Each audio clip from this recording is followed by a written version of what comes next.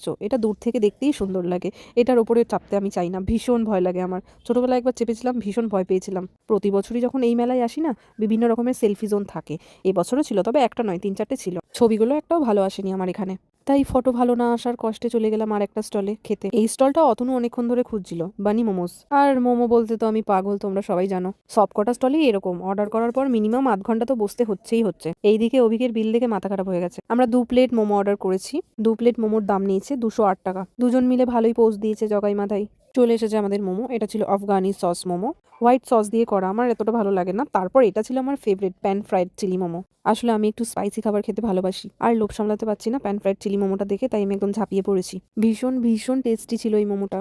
ইচ্ছে করছিল আর 1 প্লেট খাই। এখনো পর্যন্ত আমার পেটের একটা কোনাও ভরেনি। কথায় কথায় একবার বলেছিলাম যে ব্লু লেগন খেতে ইচ্ছা করছে, তারপর দেখি অতনু আমার জন্য হঠাৎ করে অর্ডার করে দেয়। ভীষণ ভালো লাগে আমার খেতে, বিশ্বাস করো। এইদিকে এরা খাওয়ার শেষে আঙুল হাত সব চেটে পুটে